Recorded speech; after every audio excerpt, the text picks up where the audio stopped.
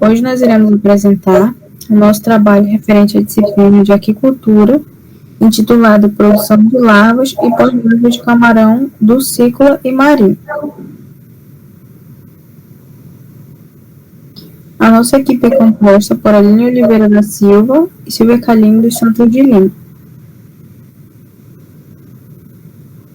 Bom, a nossa introdução trata primeiramente sobre as condições favoráveis para o cultivo de larvas de camarões, ou seja, o que é importante entender primeiramente, que o Brasil ele tem condições favoráveis para o desenvolvimento desse animal, porque é um país banhado por rios, por mares, tem temperatura, umidade e disponibilidade hídrica eficientes para fazer com que o cultivo do camarão cresça cada vez mais, e é o que a gente observa atualmente.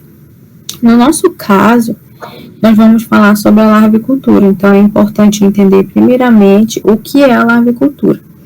A larvicultura ela é uma parte da carcinicultura, ou seja, uma parte da criação de camarões, é um estágio. Então ela visa o quê? Imitar a natureza, ou seja, onde tem um macho e uma fêmea que irão copular e gerar novos indivíduos. Esses indivíduos terão o seu manejo feito nos seus primeiros momentos de vida, onde serão larvas. Então, o que é importante entender sobre esse estágio? Ele basicamente se divide em duas formas esse cultivo. O estágio larval, que é a larvicultura, né, onde tem a produção de larvas, até o estágio de pós-larva e a engorda. Como nós vamos falar sobre a produção de larvas, a gente vai entender que ela é subdividida. Ela tem uma fase chamada maturação, que é o acasalamento e a desova desses animais, e a larvicultura em si, que acontece desde o momento da eclosão do ovo, aonde saem os nápoles, que são as primeiras fases, os primeiros estágios da larva do camarão, até chegar no estágio de pós-larva, que é o camarão semelhante ao adulto. Nas principais espécies, nós trouxemos 3 grandes exemplos. O primeiro é o camarão branco. O camarão branco ele não é tão grande, ele é muito utilizado em aperitivos. No entanto, com o melhoramento genético, advento de novas tecnologias, ele vem crescendo em tamanho e ganhando mais força nesse quesito de rendimento de carne. O outro camarão que nós temos bastante conhecido e altamente comercializado é o camarão rosa. Ele é muito conhecido por conta do seu tamanho, né, e do seu rendimento de carne. Outro camarão também muito conhecido é o camarão sete barbas. Ele tem uma peculiaridade que é um sabor intenso e ele é altamente cultivado no mundo todo, porque ele ocorre desde os Estados Unidos até o sul do Brasil. Então, ele tem uma alta adaptabilidade, que vai favorecer o cultivo. Essas espécies são espécies marinhas, ou seja, espécies de água salgada. Dando continuidade, nós trouxemos também exemplos de espécies de água doce. A gente tem aí o camarão pitu, que também é conhecido como lagosta de água doce. Ele é considerado o maior, né, de água doce nativo do Brasil. Ele também perde para outras espécies, mas que não são nativas, são exóticas, por exemplo, como o camarão gigante da Malásia. A gente tem também o camarão canela, né, que ele tem uma peculiaridade que é gerar pequenos ovos, no entanto, muito numerosos, o que já vai ajudar aí, é um ponto positivo na produtividade. E o camarão da Amazônia, que ele tem uma diversidade morfológica, ou seja, apesar de ser uma espécie, ele pode se adaptar a grupo de camarão grande ou grupo de camarões pequenos. Com relação à seleção e manejo dos reprodutores, deve-se sempre escolher animais de boa procedência e de matrizes de qualidade. Como podemos observar nesta primeira imagem, os machos e as fêmeas eles são mantidos juntos em tanques apropriados até que ocorra o acasalamento. Após esse acasalamento, as fêmeas ovárias elas são transferidas para tanque de desova, onde cada fêmea ela pode colocar até 300 mil ovos. Após a desova, elas são transferidas para tanques de maturação. Os recém-eclodidos, eles são mantidos em tanques de lavicultura até atingirem o estágio de pós-larva. Com relação à sexagem e desova, a sexagem é o processo de identificação do sexo do camarão. Esse processo irá depender da idade e da espécie do animal. Quanto mais novo o animal for, mais difícil será. Isso ocorre porque o animal ele não está maduro o suficiente para expressar suas características, como cor, tamanho, como podemos observar nesta primeira imagem, onde a fêmea é maior que o macho e possui uma coloração mais forte, que no caso dessa espécie é uma coloração mais avermelhada. As fêmeas, elas também podem apresentar uma cera em sua costa, como vocês podem observar nessa imagem abaixo, onde ficam armazenados pequenos ovos. Com relação à desova, ela é um termo muito utilizado para se referir quando a fêmea ela está aguardando seus ovos. Para sabermos se os ovos eles estão próximos da sua eclosão, a gente pode observar por essa partezinha, esses pequenos pontinhos pretos no abdômen do camarão. Isso significa que esses pequenos pontos pretos são os olhos do camarão, né? Significa que eles já estão próximos de sua eclosão. Com relação à reprodução, o acasalamento entre o macho e a fêmea é muito rápido. Em questão de segundos, o macho agarra a fêmea pelo abdômen, como podemos observar nessas duas imagens. Ele deposita seu esperma e logo em seguida ele a libera. Quando o macho está fazendo a dança do acasalamento, ela pode ser muito confundida com dois animais brigando. A fecundação dos camarões ocorre de forma externa, como podemos observar aí na imagem. Após a fecundação, os ovos eles são mantidos entre as pernas abdominais das fêmeas. Após eclodirem, eles vão passar por diferentes fases larvais, como vocês podem observar nesta outra imagem. A primeira fase ela é denominada de néuplios. A segunda fase larval ela é denominada de protozoia. Já a terceira fase larval, quando eles já estão maiorzinhos, é denominada de misses. E quando eles já estão se aproximando do seu estágio adulto, é considerado seu estágio de pós-larva. Após isso, ele já entra no seu estágio de adulto. Bom, dando continuidade, nós vamos entender um pouco mais sobre o desenvolvimento larval, que é um estágio após do que a Aline falou, né? O desenvolvimento larval, ele precisa ser muito atento, principalmente antes do larva existir, ou seja, na escolha de boas matrizes, né? O que a gente quer? Matrizes que sejam animais saudáveis, de tamanho, de cor agradáveis, sem deformações. E um ponto muito importante é que esses animais, eles devem ser resistentes a doenças. Muito interessante essa característica, porque há cerca de 9 anos atrás, surgiu uma doença no Nordeste que dizimou vários cultivos de camarão. E por volta de 4 anos, foi possível conseguir animais já resistentes a essa doença, que chama mancha branca. Então, é interessante escolher matrizes de qualidade. Essas matrizes, após serem escolhidas, elas vão entrar no período de quarentena. Essa quarentena serve para garantir a biosseguridade e ajudar o animal na aclimação ao ambiente, ou seja, esse animal ele vai se acostumando ao ambiente. Após essa quarentena, o animal é levado para a sala de maturação. Nessa sala, ele vai ser submetido a um fotoperíodo invertido, que é o que acontece no fundo do mar, ou seja, durante o dia as luzes são apagadas e isso se permanece durante a noite. Isso vai instigar o animal à cópula, né? Então, depois que a cópula acontece, as fêmeas são fecundadas, né? Elas são levadas para a sala de desova.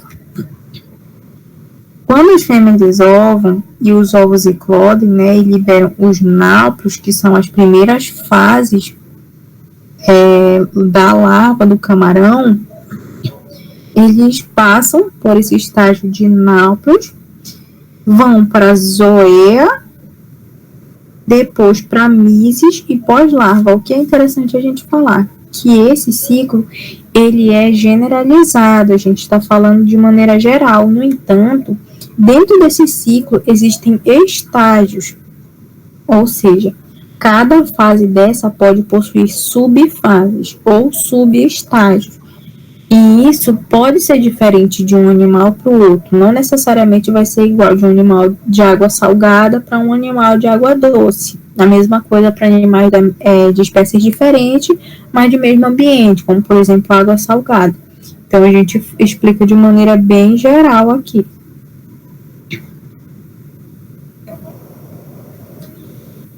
Os equipamentos e instalações é interessante ter primeiramente um ponto-chave. É um ponto primordial, que é a qualidade da água doce e salgada.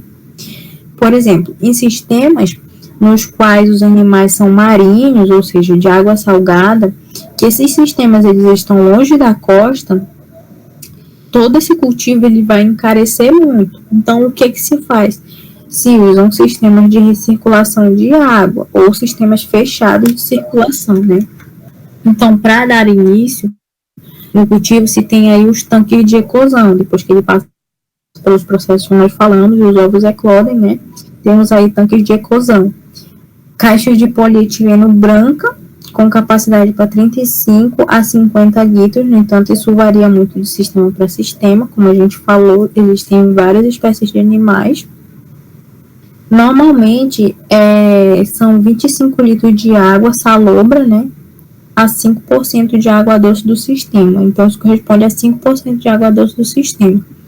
A oxigenação aí é realizada em função de uma pedra porosa que fica no fundo dos tanques.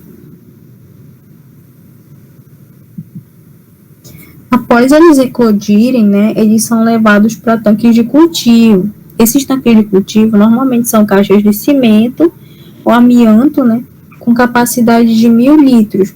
Desse, 12% é preenchido com água salobra. São acoplados também filtros biológicos para manter a sanidade do local. Também são acoplados termostatos e aquecedores. Normalmente fica em torno de 30 graus Celsius. Existem também as saídas, né, para a circulação da água, é feita por tubos PVC com telado. Esses telados eles servem para impedir a passagem das larvas, né, para manter o controle do sistema, por isso que o nome é sistema fechado. Aí a gente tem também os tanques de artêmia. Os tanques de artêmia, eles recebem esse líquido que está aí nessa imagem, dentro dessa garrafa PET. Bom, vamos entender o que é a artêmia, né? É um microcrustáceo que é desprovido de esqueleto calcário e ele tem um alto valor nutritivo. Então, esse microcrustáceo, ele vai estar em uma fase também larval, que são os náuplios de artêmia. Eles vão eclodir nas garrafas, nessas garrafas PETs aí. Normalmente, essas garrafas têm capacidade para 20 litros. E esses 20 litros, eles correspondem a 5% da água salobra do tanque. E esse tanque, onde estão os animais, recebe as artêmias para alimentar os animais. E, além disso, ele é agraciado com uma luz de 1.000 lux. Isso serve para o bom desenvolvimento do camarão. Faz parte do sistema. Após esse processo, né, quando o camarão chega no estágio de pós-larva, próximos aí dessa fase adulta, eles são estocados em viveiros, né, ou berçários. Eles também podem ir diretamente para viveiros de engorda. Isso depende muito do tipo de animal que está se utilizando, do tipo de sistema. Como a gente disse, isso é muito variável, né? Mas a gente pode ver que eles podem ir tanto para viveiros, como a gente pode ver em cima, quanto diretamente para a fase de engorda.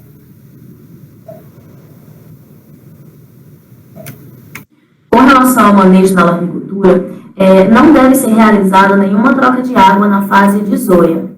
Deve-se apenas fazer a adição de mais água até que o tanque ele atinja 100% da sua capacidade, até que a larva ela chegue na sua fase de inícios.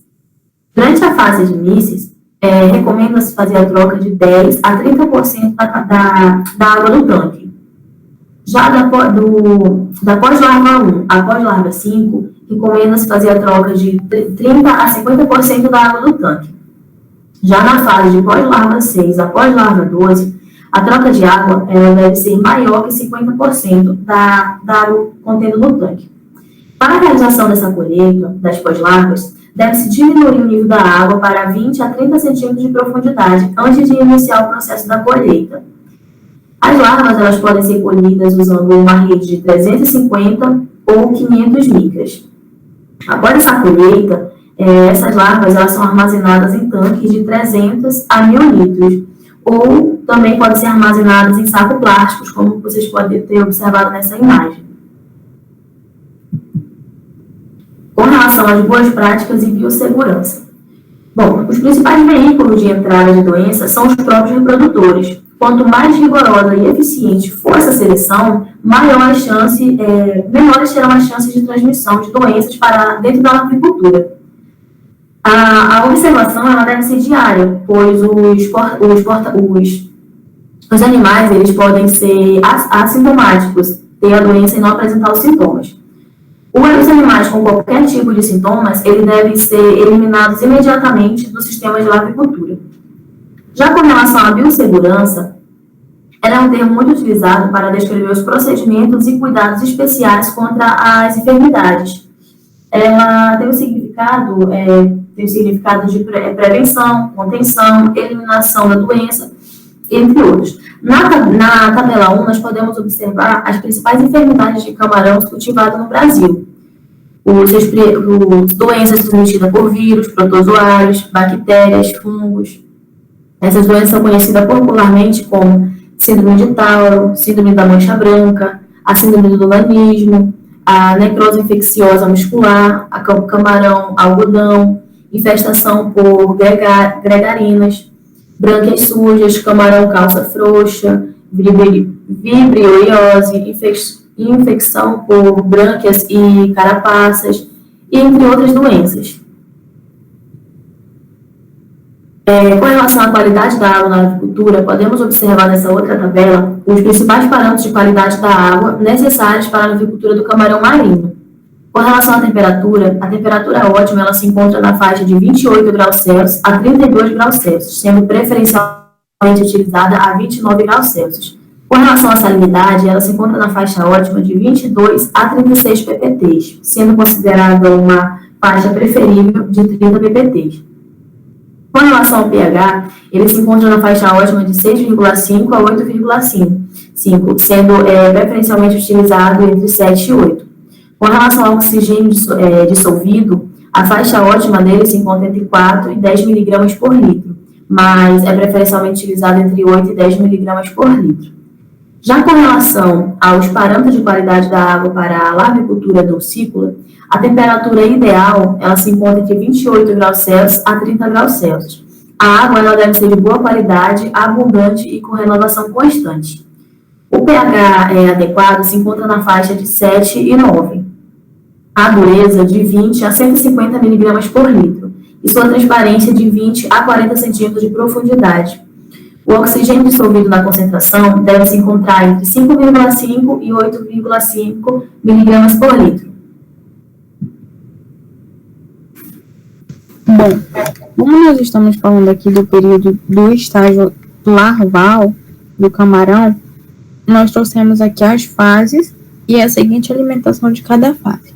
Bom, o náuplio, que é a primeira fase do estágio larval do camarão, que é uma fase menor, mais curta, mais delicada, o animal ele não se alimenta, pois ele possui a reserva energética suficiente para sobreviver.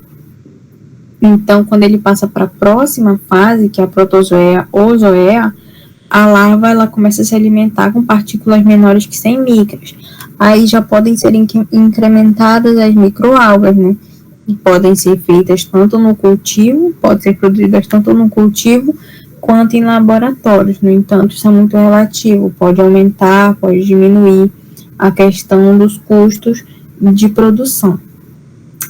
Quando ele chega na fase de mísis, ele já se alimenta de pequenos animais da coluna d'água, podem ser zooplânctons ou a própria artêmia, como havíamos explicado anteriormente, né?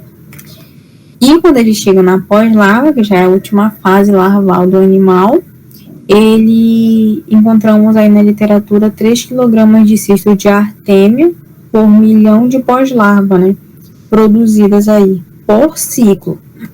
Mas como a gente disse, é bom ressaltar que isso é muito variável. O camarão, ele é onívoro, então o fato dele se alimentar de várias fontes faz com que esse manejo possa acabar se tornando variável. Então, existem muitos estudos em relação à alimentação dos camarões, principalmente em função de cada espécie. Outra questão que também envolve muito a questão da espécie em si é a densidade. A gente viu que existem diversas densidades na literatura, isso porque existem camarões maiores, camarões menores, mas como nós estamos falando também aqui de larvas e pós-larvas, a gente procurou aqueles pontos nos que mais tem a perca desses animais. Observamos aí que os náuplios, eles devem ser transportados em densidades de 15.000 a 30.000 por litro. Então, por quê? Porque no período de transporte desses animais, nesse estágio, se tem muita perca. Outro tipo de problema é a densidade aí, que tem que ser no máximo de 100 a 150 náuplios por litro do volume total do tanque. Também é outra questão aí de alocamento, né, de náuplios por tanque.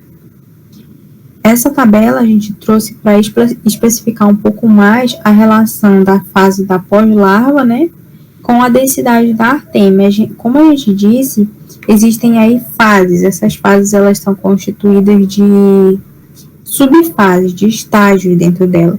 Então, a gente tem aí desde zoia até míceis, né, zoia do ponto 3 a míceis do estágio 1, com uma densidade de artêmia de 1 por ml. A gente tem aqui, passando direto ainda aqui para o último, míceis no estágio 3 e pós-larvas no estágio 1, a gente tem 6 por ml. Então, essa relação de pós-larva com artêmia também tem que ser controlada para que não haja, para que haja um equilíbrio no sistema e não venha a ter nenhum tipo de problema de contaminação por mais de um animal do que o outro e outros tipos de problemas aí em função da densidade. Outra questão é o transporte das pós-larvas, que existem muitas percas nesse estágio. Então, tanques de 500 a 1.000 litros, né, precisam conter de 500 a 1.000 pós-larvas. Então, é algo diretamente proporcional ao número de litros, né? É preciso ser respeitado todos esses parâmetros, no entanto, eles são muito variáveis em função da espécie que está sendo cultivada.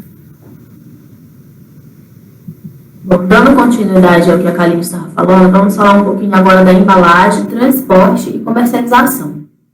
As pós-larvas, elas são colocadas em tanques de 500 a 1.000 litros, conhecido como caixa transfashion, com aeração constante, utilizando a densidade, como foi falado anteriormente, estocagem de 500 a 1.000 pós-larvas por litro. São utilizados também de 2 sacos plásticos, um dentro do outro, né, de 25 a 30 litros, com espessura mínima de 0,30 micras. O transporte, ele é feito por caminhões abertos ou fechados, carro, entre outros veículos. Deve-se sempre se atentar à temperatura e ao tempo de transporte, para que as larvas elas para que não venha a ter perda de larvas, ocasionando suas mortes. Com relação à comercialização, as pós-larvas elas são muito comercializadas para produtores que trabalham na fase de engorda dos camarões. Diante do exposto, conclui-se que a produção de larvas e pós-larvas de camarão é de extrema importância, visto que esta compreende uma das principais fases dentro do cultivo de camarão. Ter conhecimento das técnicas de manejo e biossegurança faz-se necessário para uma boa produção e lucratividade dentro da avicultura. Nós agradecemos a atenção de todos. Muito obrigada.